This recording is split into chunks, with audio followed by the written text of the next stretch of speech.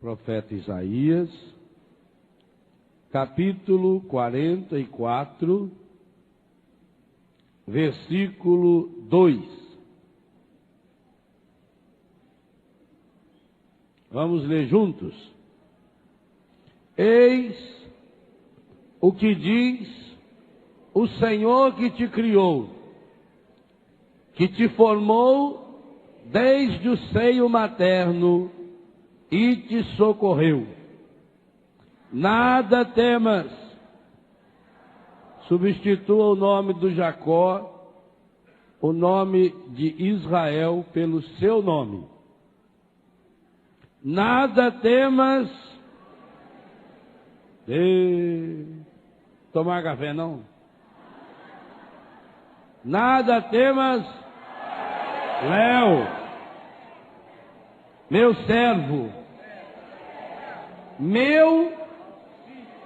vocês meninas leem, minha, a quem escolhi. Eis o que diz o Senhor que te criou, que te formou desde o seio materno e te socorreu. Nada temas. Meu servo, minha serva, meu Israel. Olha que coisa linda. Se eu leio o meu nome, meu Léo. Deus falando. Pensa que é pouca porcaria? A quem escolhi. Vamos ficar só nesse versículo. Palavra do Senhor. Essa é a certeza número 1 da Bíblia.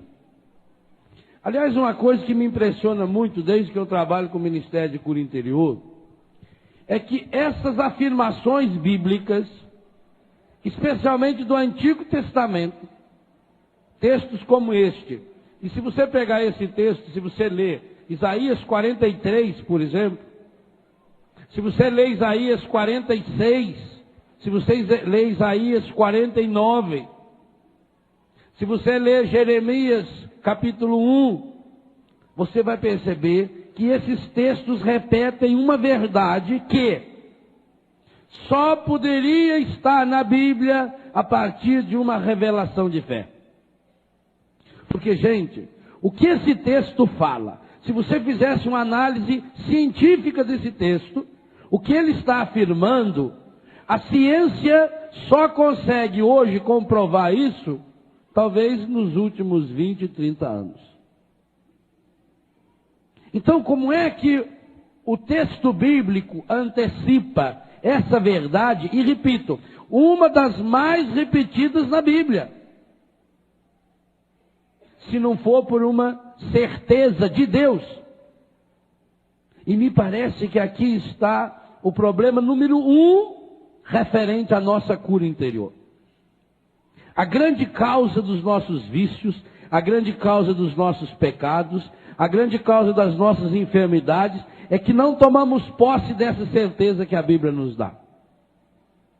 Como é que uma pessoa entra em depressão? A pessoa entra em depressão porque perde o sentido da sua vida. Essa é a causa número 1. E por que uma pessoa perde o sentido da sua vida? Porque não sabe para que veio. A Bíblia nos dá uma certeza absoluta. Por isso, deixa aberto esse texto aí para você gravar bem.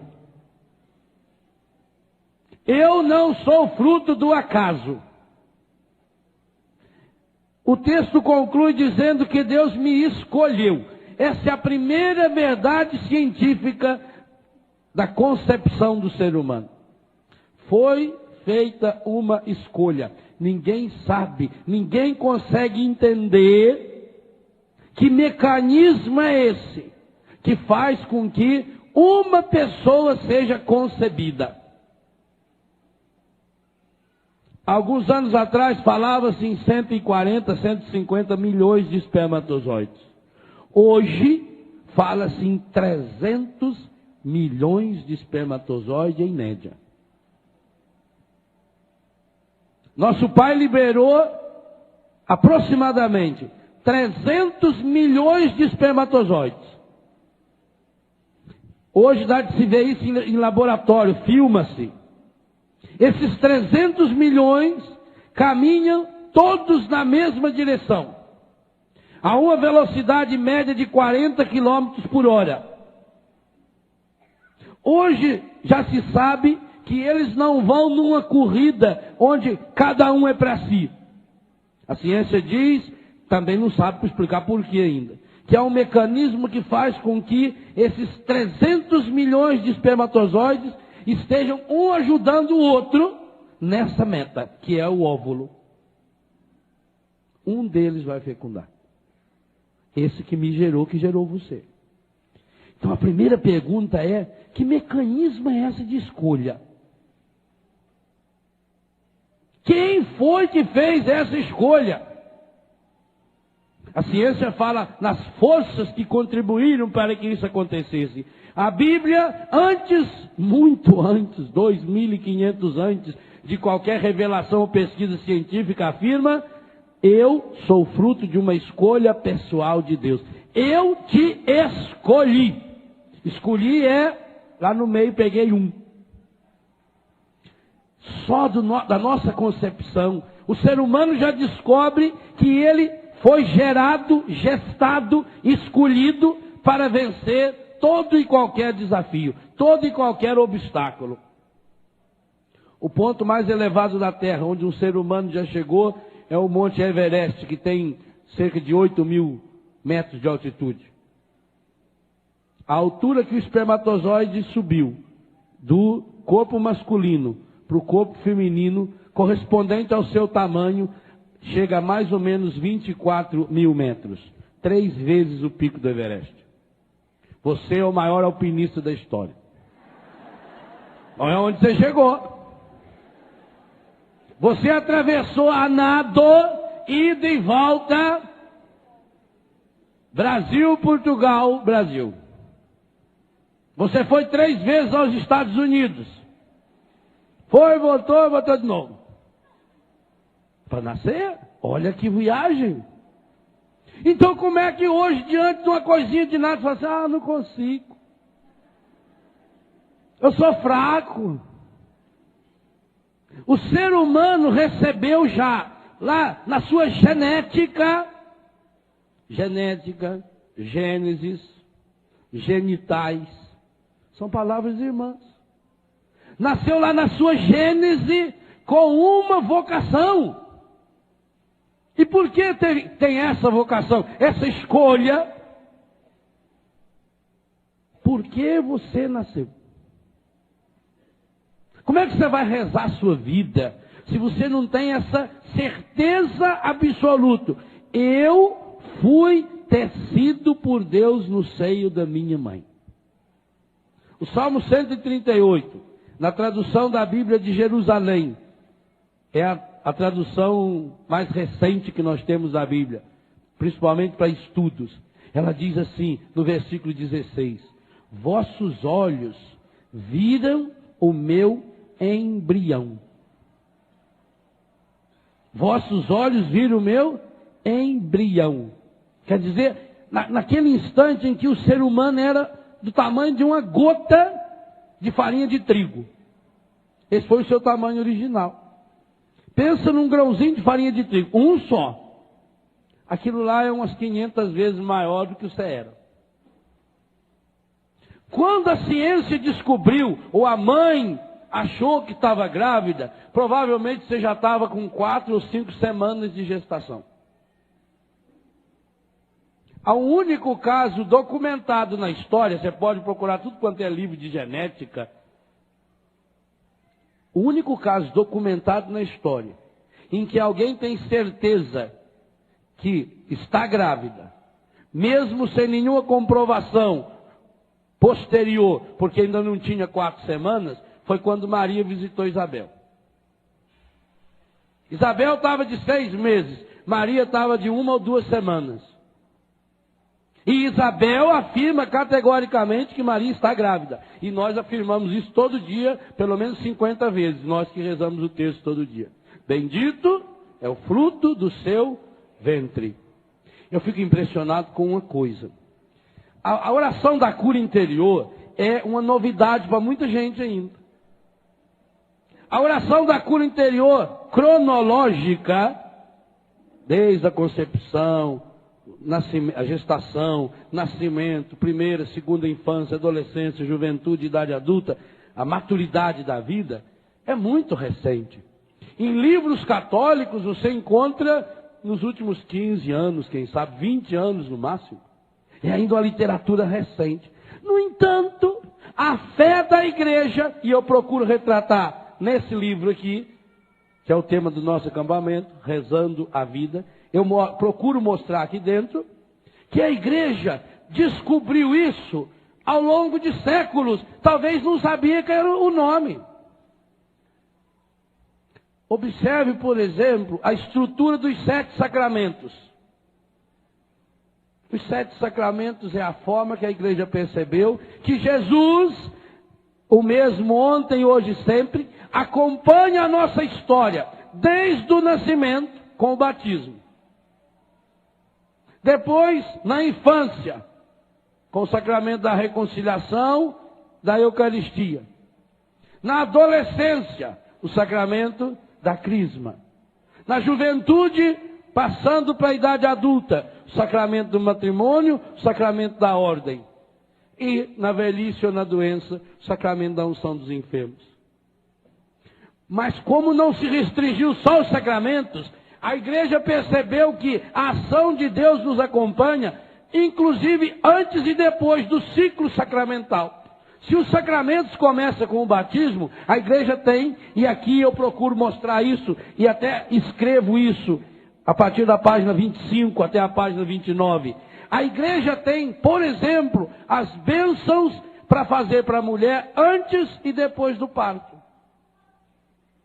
Você que estiver grávida, você pode pedir a um padre, ou a um diácono, a um ministro que o padre delegar, que faça, ou se não, aqui no livro eu trago, a bênção antes do parto.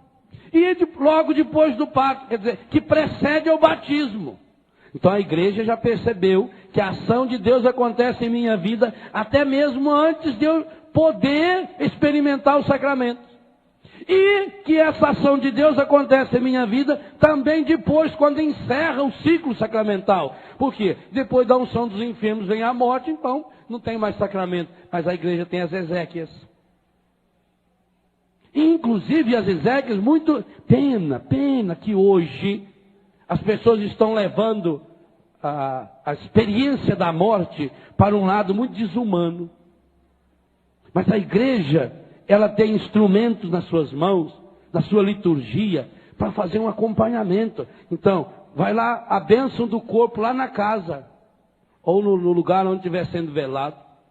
A missa de corpo presente, a bênção da sepultura, a última despedida, a missa de 7 dias, a missa de 1 mês, a missa de 1 ano. Quer dizer, a igreja acompanha o quê? As nossas emoções. A igreja percebeu isso. Ela talvez não sabia explicitar, porque ela é histórica, é feita com gente, a partir de gente, de pessoa. Talvez não sabia explicitar que esse é um ministério a ser exercido.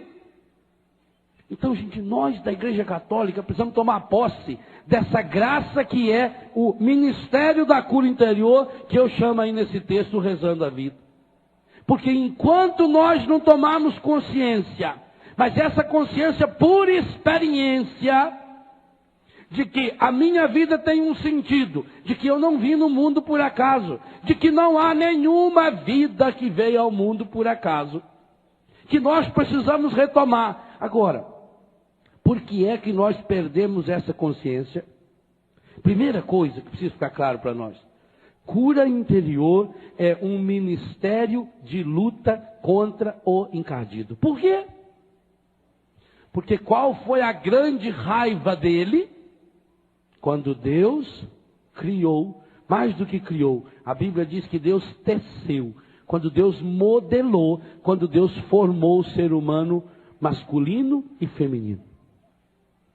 Eu já disse em vários acampamentos, o encardido tem uma raiva dupla. A primeira raiva é a raiva do ser humano ser imagem e semelhança de Deus. Essa é a primeira grande raiva dele. E a segunda grande raiva dele, A raiva de que o ser humano, imagem e semelhança de Deus, é chamado a reproduzir Deus através do seu corpo. Para pensar nisso. Veja o que o encardido conseguiu fazer com a sexualidade humana. E eu não tenho dúvida que a grande maioria dos problemas ligados à sexualidade tem a ver com a concepção da pessoa. Porque veja, se o nosso inconsciente, e isso a ciência afirma, se ele grava tudo o que lhe aconteceu, desde o primeiro instante em que ele foi concebido, então o nosso inconsciente acabou gravando aquela mesma impressão que nossos pais tiveram quando tiveram aquela relação sexual que talvez muitos pais nem sabem qual foi, que nos gerou. Ao revestir a sexualidade, como o encardido faz, de um caráter feio, de um caráter sujo, ele está incutindo no ser humano que tudo que for relacionado ao sexo é pecaminoso. Eu falo isso no Retiro para Casais, lá em Betânia, no Retiro Casais 1 sobre a sexualidade. Como o encardido conseguiu fazer com que a gente tivesse uma visão errada do nosso corpo, especialmente dos nossos órgãos genitais. Já citei aí. Da onde veio a palavra genital? De Gênesis lembra coisa feia ou bonita? E por que genitais está associado a coisa feia? Por que a mãe grita para o filho de 2 ou 3 anos de idade? Tira a mão daí! Papai do céu não gosta! Se não gosta, para que pendurou aquilo em mim? Foi eu que pedi bater esse trem aqui?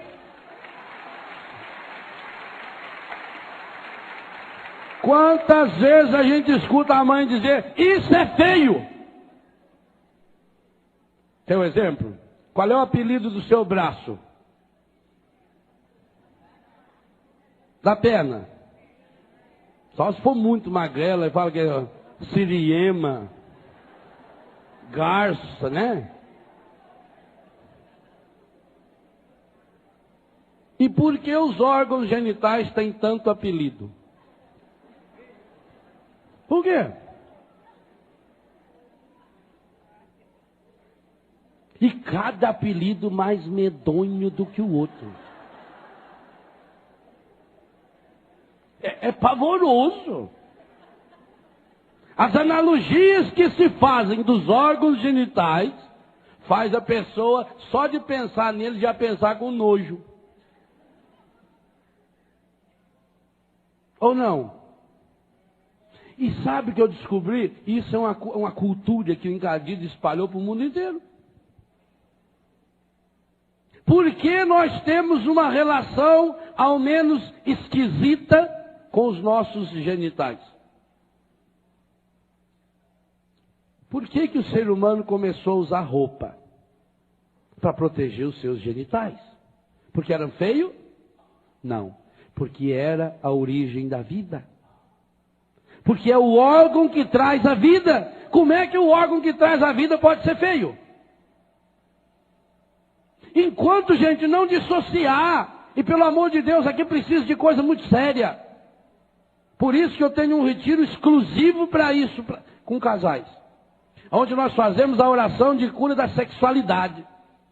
Porque as pessoas estão vivendo hoje como presas do encardido, a partir do momento em que não assume o seu corpo. Meu corpo é templo vivo do Espírito Santo. O corpo não pode ser símbolo de pecado, pelo amor de Deus. Isso é uma heresia. Isso é um pecado mais do que mortal, ele gera morte para muita gente. E nós conseguimos associar tanto a ideia do corpo à ideia de pecado, que hoje, o carnaval vai ir daqui a um mês, nós vamos estar aqui de novo no acampamento. Qual é a grande exploração que se faz no carnaval? É do corpo, dos órgãos genitais. Agora, enquanto eu não tomar consciência a partir do meu próprio corpo, Daí vem a eterna insatisfação da pessoa. Quanta gente hoje, e como está se multiplicando isso, que não aceitou a sua sexualidade ainda. Quantas e quantas pessoas você conhece, bem próximas a você, que tem seríssimos problemas na área sexual? Aí o que a gente faz? Que nós refletimos na missa ontem. A gente esconde o problema. Ou a gente fica achando culpados e desculpas. Então por isso que vem as revistas, os livros de fofoca da vida alheia. Porque enquanto eu estou olhando para o problema do outro, eu não olho para o meu. A Bíblia não tem medo de dizer, meu corpo foi todinho tecido. Salmo 138. Pelas mãos de Deus. Tecido. O Senhor que te formou, está aí. Que te escolheu. Desde o ventre materno. Não há nenhuma parte no meu corpo. Nenhuma parte no meu corpo. Que não tenha tido o dedo de Deus. A mão de Deus. Não há nenhuma parte no meu corpo que não seja imagem e semelhança de Deus. E mais ainda. Se nós entendemos, e a Bíblia afirma isso quantas vezes? Só em Isaías eu citei o 43, o 44, o 46, o 49. E ainda várias vezes dentro desses capítulos. Se a Bíblia não tem medo de citar que Deus me formou, que Deus me teceu no seio da minha mãe, que meu corpo é obra-prima de Deus, a Bíblia não tem medo de dizer que o ser humano, na sua sexualidade, é sinal, é canal, é reprodutor do próprio Deus. Aí nós entendemos porque essa é a área número 1 que o encardido tenta atingir. Quantas e quantas pessoas e quantas vezes nós crescemos com seríssimos traumas relacionados ao nosso corpo. Relacionados à nossa sexualidade. Porque eu queria ser mais alto, eu queria ser mais baixo, eu queria ser mais gordo, eu queria ser mais magro. E a pessoa passa a vida inteira nessa insatisfação, e tentando mudar, e tentando fazer plástica, e juntando dinheiro para botar silicone, e gastando uma fortuna com academias, e tomando remédio para modelar o corpo. Porque não, eu tenho que ter um corpo sarado. Um corpo perfeito. Mas eu não admito ainda a santidade e a beleza do meu corpo. A Bíblia não tem medo, repito, de afirmar muitas e muitas vezes que o autor do meu corpo é Deus. Que Deus colocou a mão, que Deus me modelou, que Deus me fez. Que cada parte do meu corpo é imagem e semelhança de Deus.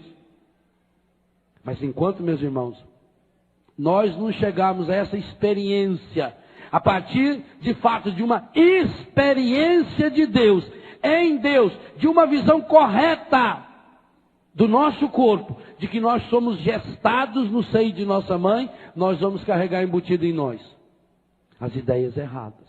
E aí vem um outro problema. A pessoa que vai assimilando essa ideia errada, pela educação, pela cultura, na hora em que ela se une, olha, quantos e quantos casais ainda hoje acreditam que quando se unem sexualmente estão pecando. Se nós olharmos a nossa geração, as pessoas que amadureceram sexualmente há 20 anos atrás para trás, muito pior ainda.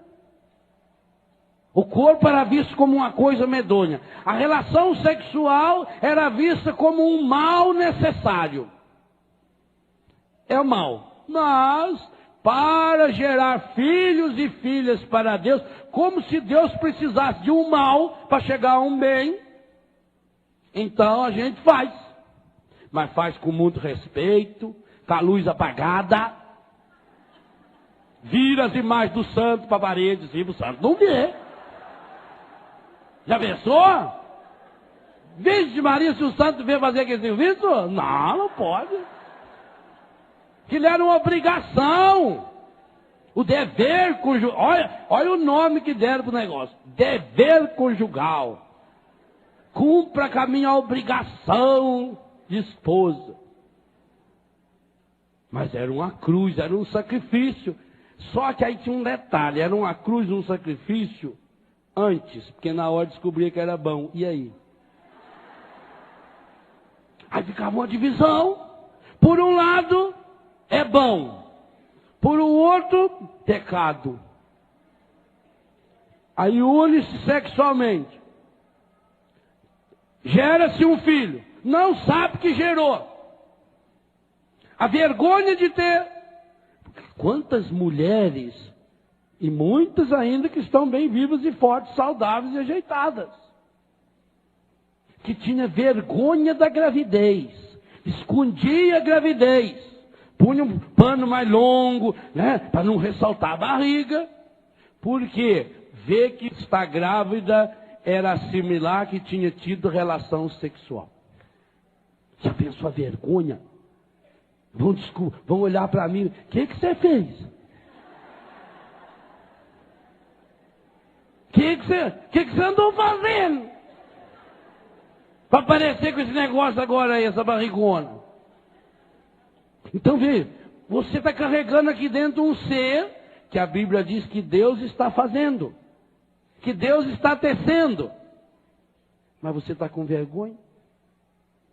Há muito de psicológico quando a mulher rejeita a criança, porque ela não rejeita a criança por maldade. Aliás, bons escritores modernos afirmam o seguinte: não existe no mundo nenhuma mulher que tenha aceito 100% a sua gravidez do começo ao fim, e nenhuma mulher que tenha rejeitado a sua gravidez. Há um momento na gravidez que seja de um incômodo físico, que seja de dores que sente, a própria transformação que vai acontecendo dentro do corpo, a insegurança se esse corpo vai de novo voltar ao normal ou não, as dificuldades de relacionamento matrimonial, as ideias erradas, porque quantos casais, não faz muito tempo, e até hoje muitos pensam, que se está grávida não pode ter nenhuma intimidade entre marido e mulher. Porque machuca a criança, mata a criança, porque põe espírito ruim na criança, porque é isso, porque é aquilo. Tem cada ideia que a gente escuta, que a gente dá risada, não sei o quê. Então, sem dúvida nenhuma, ao assimilar algo na minha vida, que pode estar relacionado a uma coisa feia. Veja por que é importante o encardido enfiar na... E por que os cristãos têm que fazer uma verdadeira revolução? Católico tem que chamar os seus órgãos genitais de seio, pênis, vagina, coxas, nádegas, ânus. Católico tem que começar a revolucionar a sexualidade dentro de casa. Não inventa esses apelidos, principalmente os apelidos bonitinhos que escuto por aí na televisão. Porque vai associar uma imagem terrível, pavorosa. Vira nome de palavrão. Você quer xingar uma pessoa, se associa um apelido dos genitais e pronto. Xinga a pessoa, ofende a pessoa. Agora eu vou carregar a minha vida inteira já de dentro da barriga da minha mãe. Se a criança escuta tudo, se a criança grava tudo, o que é que a criança está gravando lá dentro? Eu sou fruto de um pecado. Salmo 50 diz: eis que eu nasci em pecado minha mãe me concebeu. Mas por que é que ele afirma isso? Afirma isso porque ele estava no pecado. Porque ele cresceu com... O Davi é um bom exemplo disso. O Davi cresceu com um sério problema sexual. Ele era um tarado, um insaciável sexual. Sim, o Natan falou para ele que já tinha 300 mulheres que se precisasse Deus arrumava mais. Por que esses profetas não ressuscitam? Não, vim de novo com essas ideias boas. 300! Olha! Salomão teve 1000. Já pensou? 1000! Era muito. Por isso que depois deles, os padres tiveram que viver o celibato. Que a cota toda eles levaram para eles. Nós vamos levar muitos anos. Vou levar muitos anos para equilibrar de novo. O Natan falou, e se você quisesse mais, eu te dava. Mas ele ficou de olho na Betsabé. E já via que o problema dele era a educação visual. Aquilo que nós meditamos aqui no acampamento de final de ano. O condicionamento dos olhos.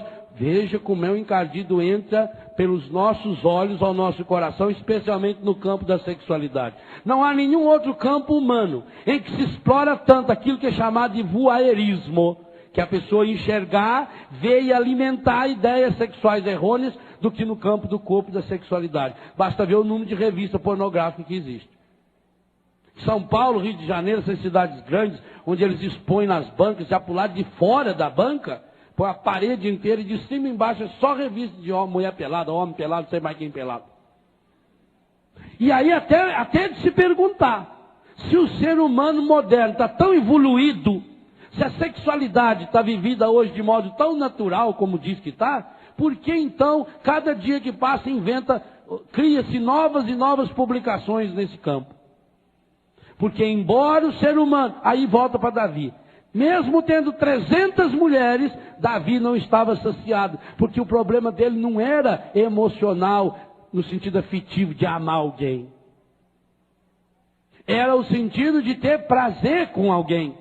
E ter prazer com alguém, quando a pessoa vicia em alguma coisa, seja no que for, e no sexo então, aí vai longe, porque infelizmente está ligado a um problema sério, que é o que nós estamos meditando agora de manhã, a gestação do ser humano, o momento da concepção humana.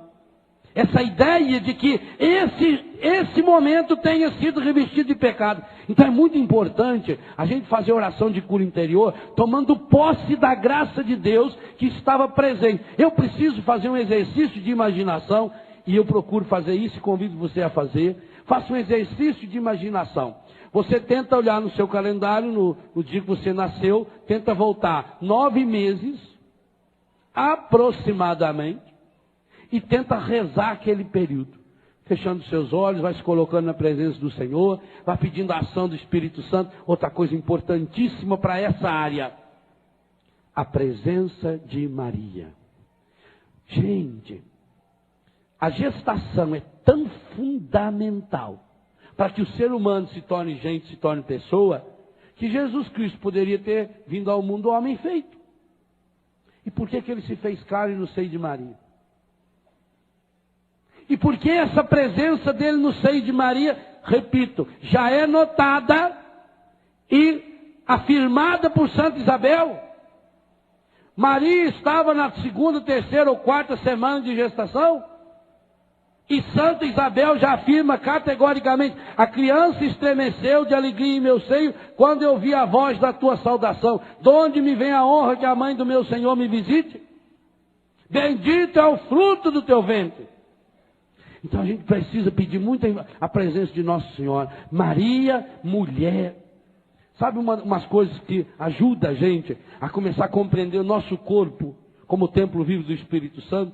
Imaginar o corpo humano feminino de Maria, o corpo humano masculino de Jesus. Se você tem algum problema relacionado ao corpo masculino, tanto faz ser homem ou mulher. Hoje tem muito homem que tem problema sério. Primeiro relacionado ao seu próprio corpo, porque desde pequeno foi comparando bobagem, e como ele tem uma ideia fixa lá da gestação, de que houve algo errado, de que eu nasci fruto de um erro.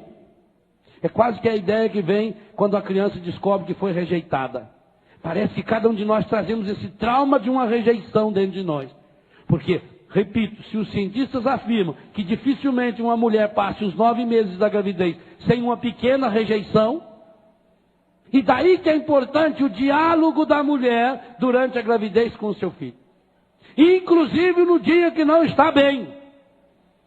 Por exemplo, nós sabemos que a mulher grávida, num determinado período da gravidez, até pela pressão que o feto vai fazer no seu corpo, que ela precisa ir ao banheiro fazer xixi várias e várias vezes. Então, muitas vezes isso é um incômodo, porque cansa.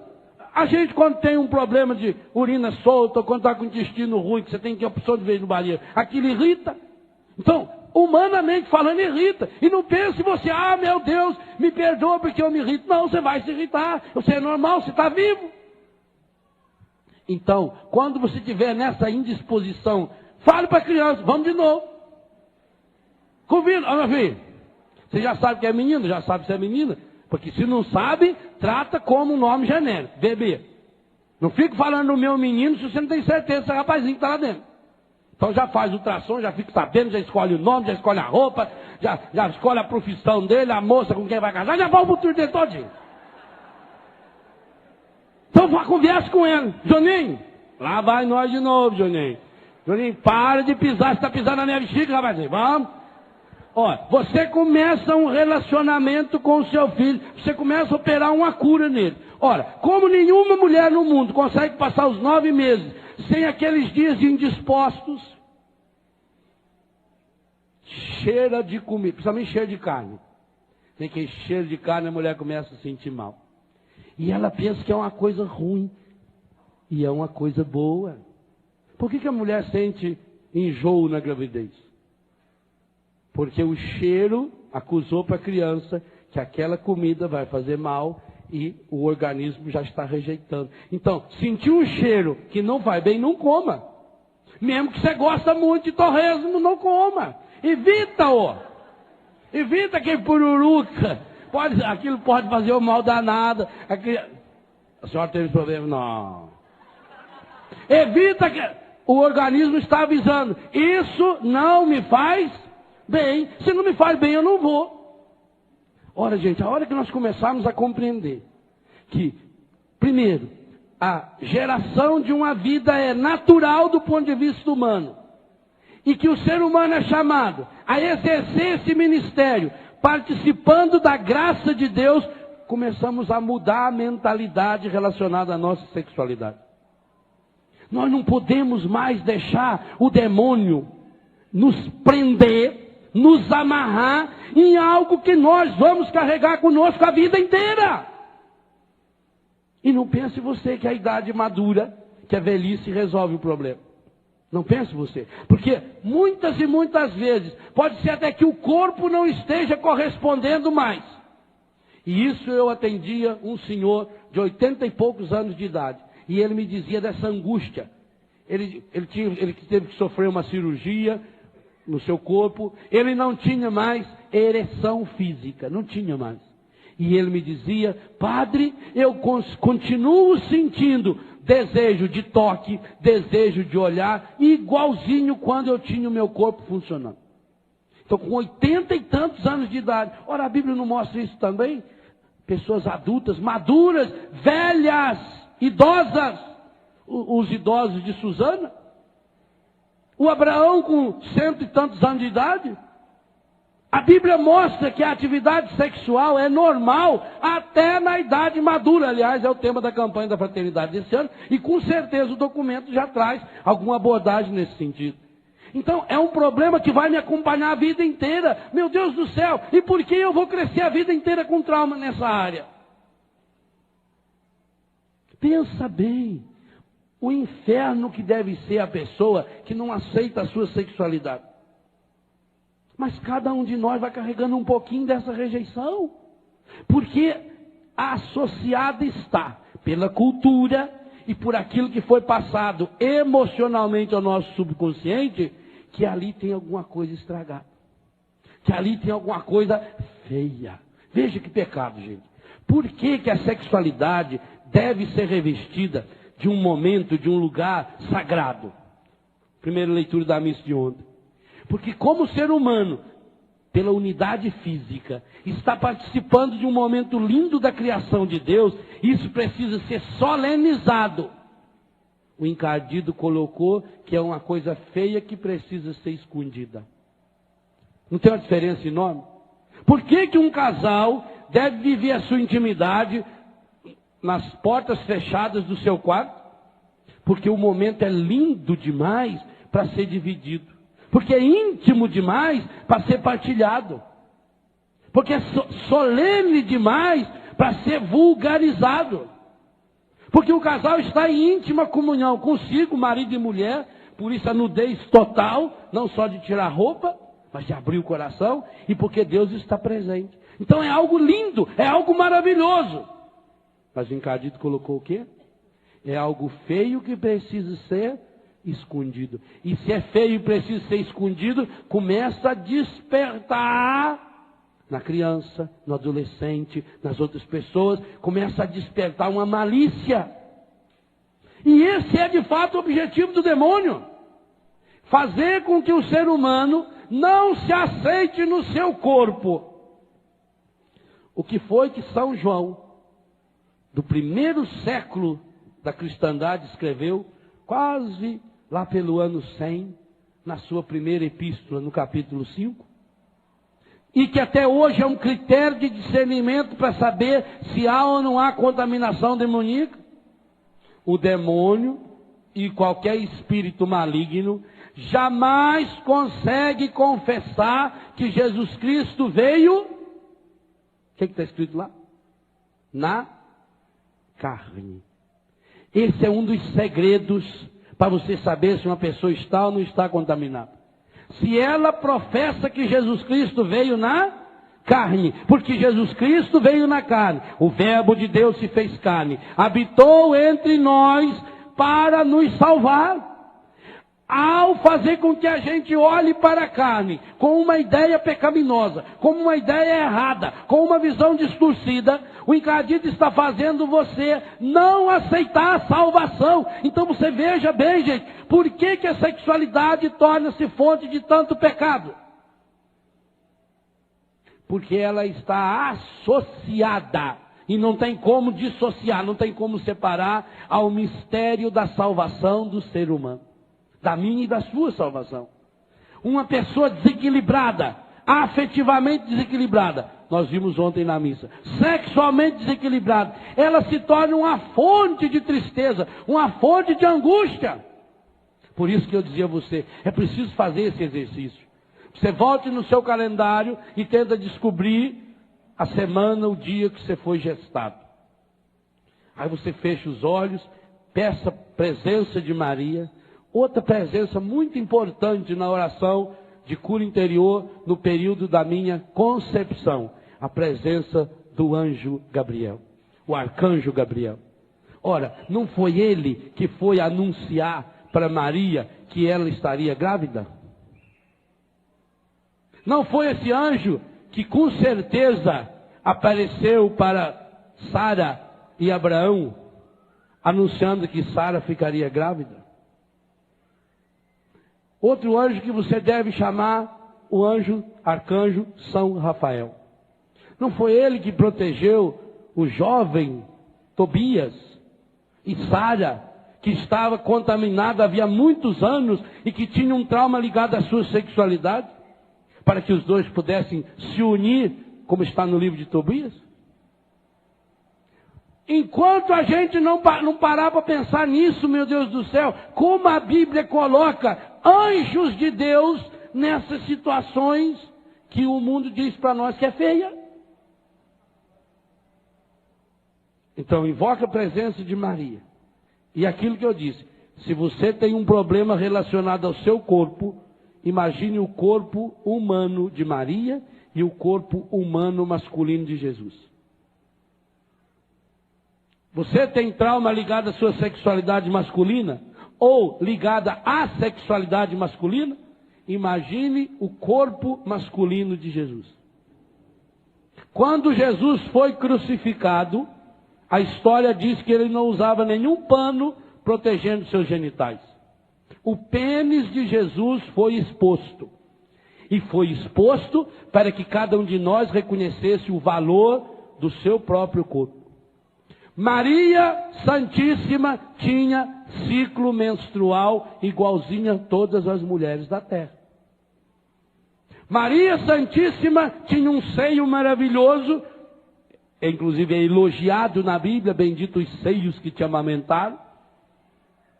O seio que amamentou Jesus. Maria amamentava Jesus como a senhora mãe amamentou seus filhos.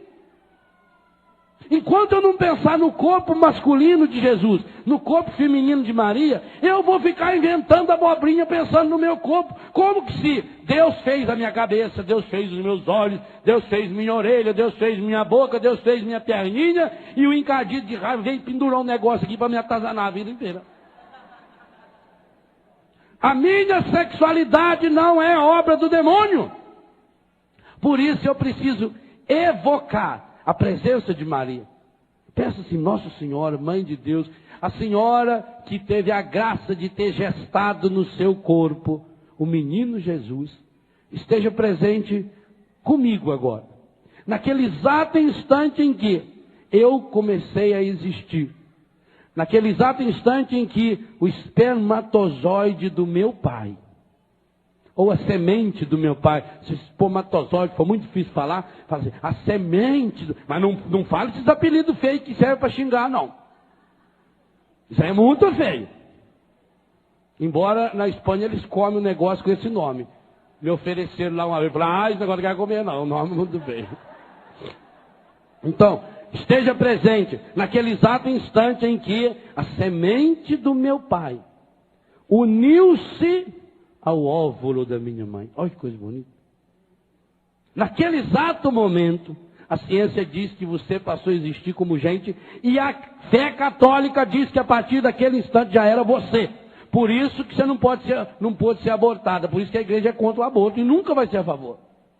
Maria Santíssima, eu quero pedir que você esteja presente naquele instante. Santo anjo do Senhor, meu zeloso guardador. Eu imagino que nós ganhamos o nosso anjo da guarda naquela hora. Baseado nessas reflexões, da presença do anjo na gestação de Isaac, da presença do anjo na unidade física sexual de Tobit e Sara, na presença do anjo na concepção de Isabel, na concepção de Maria. Eu tenho, isso aí não é doutrina da igreja. O catecismo da igreja afirma que cada um de nós tem um anjo que Deus escolheu para nos acompanhar. Isso é dogma da fé católica. Isso está no catecismo. Agora não fala que hora que Deus colocou esse anjo. Eu acho, opinião do Padre Léo, que foi na hora em que você foi concebido. Que naquele instante em que aparelho nenhum no mundo é capaz de saber. Pô, gente, isso é tão sério que nem mesmo quando a unidade do óvulo de espermatozoide é feita em laboratório, nem aí os cientistas conseguem descobrir que hora que isso acontece. Nem aí.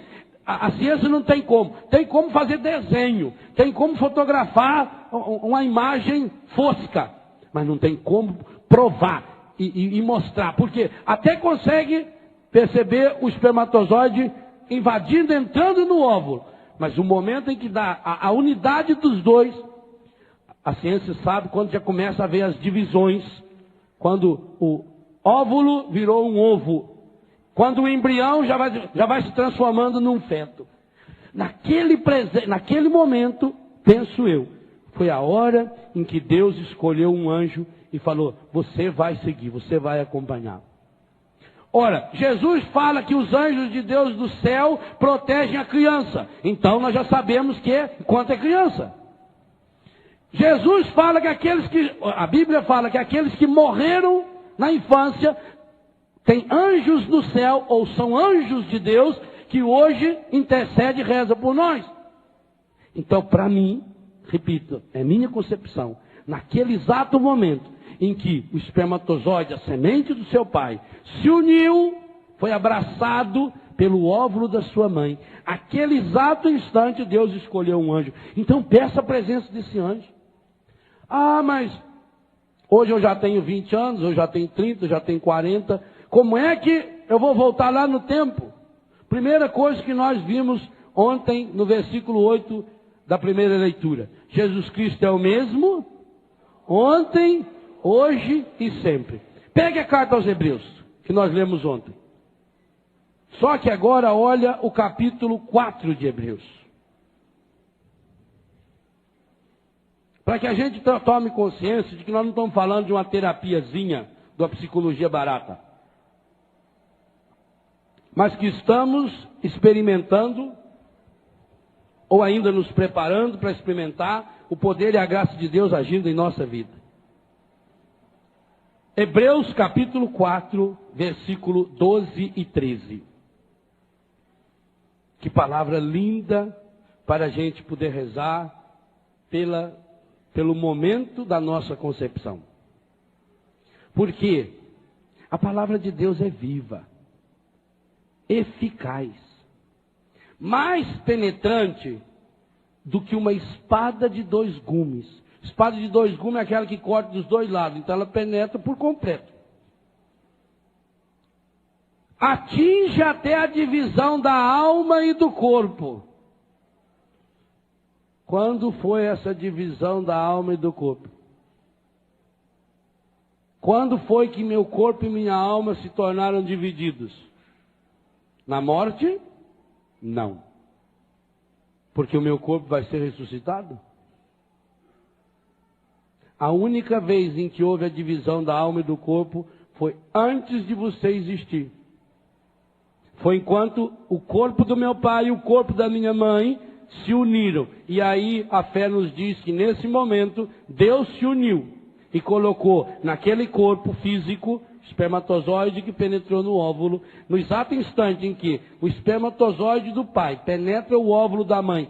E aí tem uma coisa bonita que a ciência ensina também, para nos mostrar que cada um tomou a iniciativa. O óvulo sai dos ovários e começa a caminhar pelas trompas. É ali que vai acontecer, quando ele sai, como que ele sai para se encontrar com o espermatozoide que está indo ao seu encontro. O homem joga o espermatozoide, a mulher, o corpo dela começa a preparar o útero. Por isso a menstruação, no sangue menstrual está saindo também todo aquele revestimento que foi feito para preparar, para receber. É um ninho fabuloso. É muito bonito quando você tiver a oportunidade de ver uma fotografia ou um filme que mostra a preparação uterina para receber. Então, a mulher prepara o seu corpo dando o óvulo. O homem prepara o seu corpo dando o espermatozoide. E Deus prepara a sua parte, que é nos dando o seu espírito. Por isso que o ser humano é tríplice dimensão, é físico, psíquico e espiritual. Por isso que o ser humano é humano e é divino sempre. Então, a palavra de Deus penetra a divisão da alma e do corpo, das juntas e medulas, e discerne os pensamentos e intenções do coração. Agora o versículo 13, depois dessa linda introdução. Nenhuma criatura lhe é invisível. Tudo é nu e descoberto aos olhos daquele a quem havemos de prestar contas. Então por que eu posso pedir a Deus que o poder do Espírito Santo, que Maria Santíssima, que os anjos de Deus estejam presentes, dando-me a certeza, essa certeza de que eu fui concebido por graça, por desejo, por vontade de Deus? Porque a palavra de Deus me dá essa certeza. Essa mesma certeza, tome o Salmo 138, o 139, conforme for a sua tradução. Do versículos 13 até o 15. E aqui eu queria dar um aconselhamento a você. Você que tem traumas ligados ao seu corpo. Você que não se aceita. Você que se acha feio, acha gordo, acha magro. Acha que deveria ser mais alto. Você que não aceita o seu corpo, que fica se comparando com os outros. Reze todo dia esses 3 versículos do Salmo 138. Todo dia. Coloque-se diante de Deus. Aqui está um roteiro de cura interior profundo para nós. Todo santo dia. Pega o Salmo 138, conforme a Bíblia o 139, se for CNBB, se for a Bíblia de Jerusalém. Versículo 13, 14 e 15. Aliás, pode começar no versículo 12. A ciência não consegue filmar, jamais vai conseguir, ao menos com aquilo que tem conhecido, o encontro do espermatozoide e do óvulo. Porque falta a iluminação. Porque lá dentro é escuro. E aonde não tem, por que precisa de luz?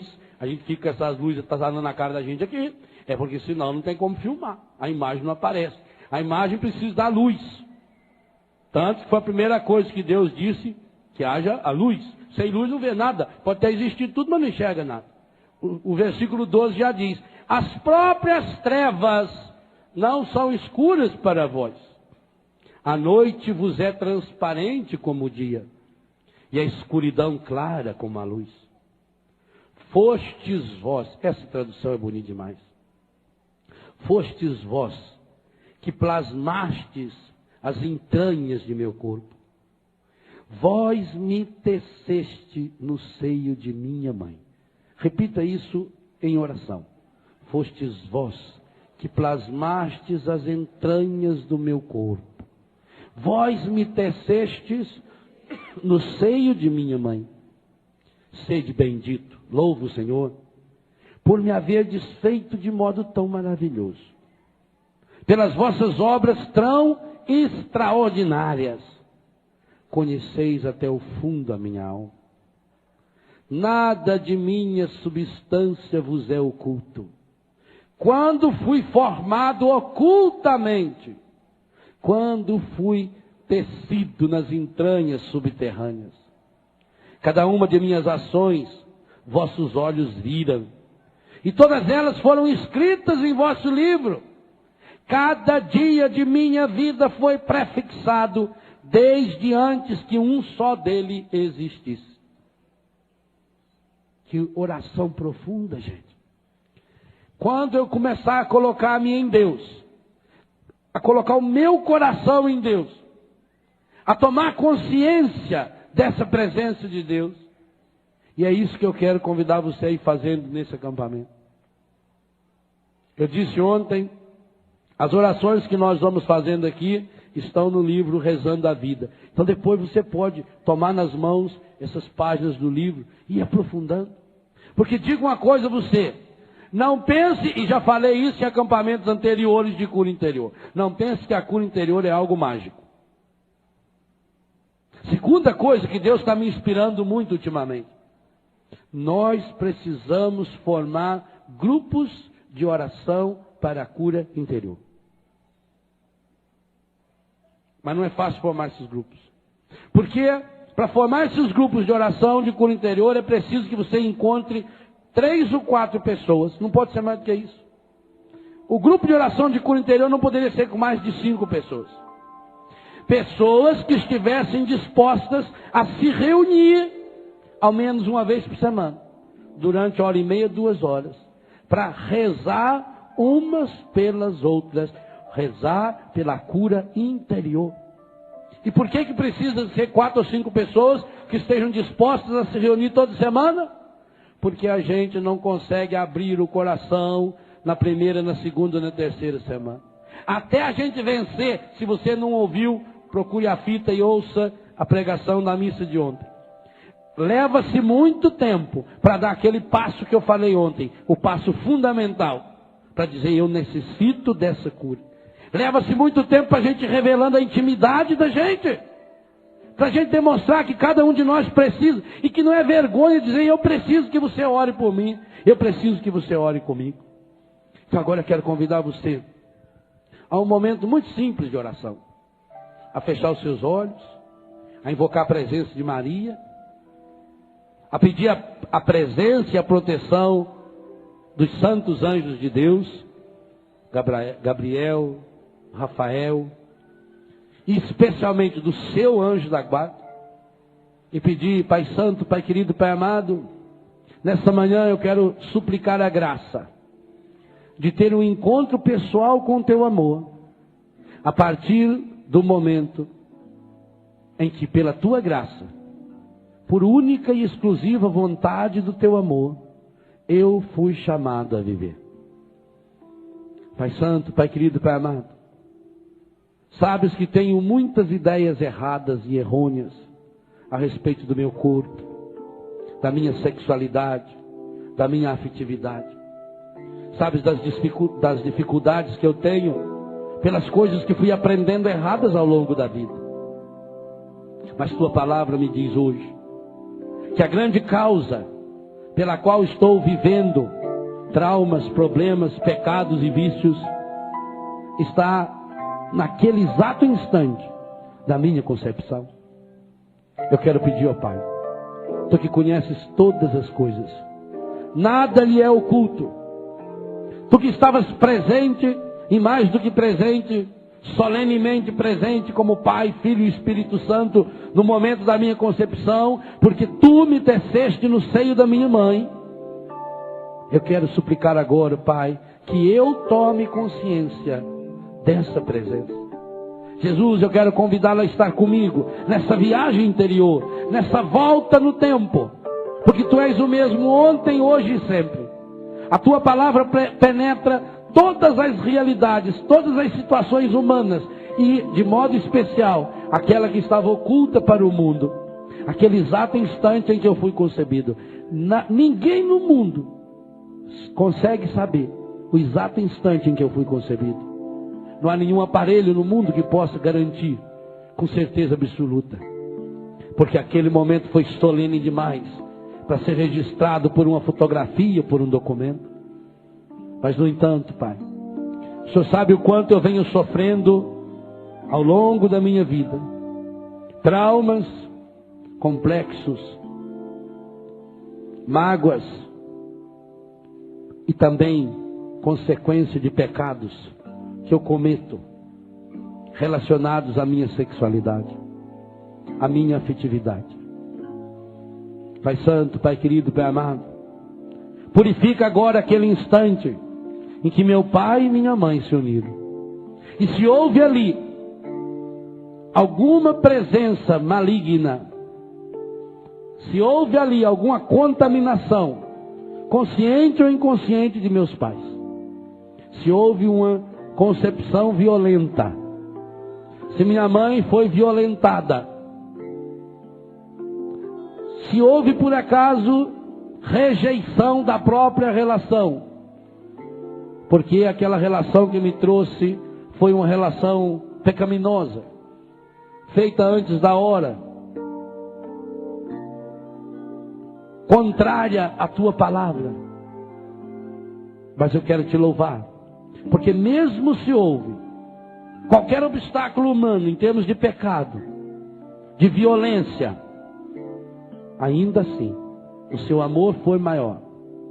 E mesmo não sendo a hora humana daquela relação, o Senhor associou-se ao espermatozoide de meu pai, unindo-o ao óvulo da minha mãe, e colocou a minha alma, que é a Sua presença em mim. Eu Te louvo, Te bendigo e Te glorifico, Pai, fonte de todo amor. Eu Te louvo, Te glorifico, Senhor Jesus, porque Tu és o mesmo ontem, hoje e sempre, e estava ali presente naquele momento, em que, não obstante os pecados que podiam cercar aquela relação, o Senhor estava ali salvando e libertando-me. Espírito Santo, luz de Deus, Consolador de Deus, naquele momento estavas ali me defendendo. Tu que és o Paráclito, o defensor, naquele momento estavas presente me defendendo.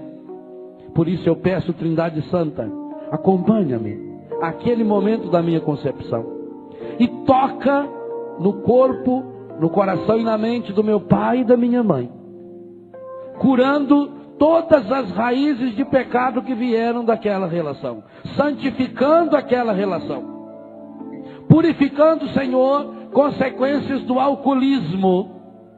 Se houve a contaminação por alguma doença que meu pai e minha mãe traziam no seu próprio corpo, alguma contaminação sanguínea, eu suplico agora, Pai, que o Teu amor, pelas mãos puríssimas de Maria, toque agora o meu seio. Eu era tão pequenininho, Pai. Eu era uma semente. Acolha essa semente no seu coração, Pai, e dá-me a certeza, a convicção profunda de que eu fui tecido no seio da minha mãe pela Tua graça. Dá-me a certeza, Pai, de que Tu me geraste, me formaste, me concebeste, me escolheste, porque tens e continuas tendo um plano de amor por mim. Pai, toca especialmente, eu suplico, no coração daqueles e daquelas que estão carregando ao longo desses anos todos traumas profundos ligados ao momento da sua concepção, porque a mãe sofreu essa violência, porque foi uma relação escondida, feita de qualquer modo, porque foi uma relação fruto de um descuido. Mas eu te louvo, Pai, porque teu amor aproveitou até mesmo desse descuido e desse pecado para trazer a vida, para gerar a vida. Pai Santo, Pai querido, Pai amado, reveste agora com a luz do Espírito Santo aquele momento solene em que eu passei a existir. Toque lá com a tua palavra, que atinge os recônditos mais profundos da mente e do coração humano. Com a tua palavra toque aquele exato momento, somente conhecido pela tua sabedoria e pela tua ciência. Revista aquele momento com a ternura, com a misericórdia do coração do seu Filho Jesus, que já era ali o meu Salvador. Eu te louvo, eu te agradeço, Pai, pelo dom da minha vida. Hoje, de modo muito especial, aqui nesse acampamento, eu peço que o teu Espírito me conduza ao começo da minha existência.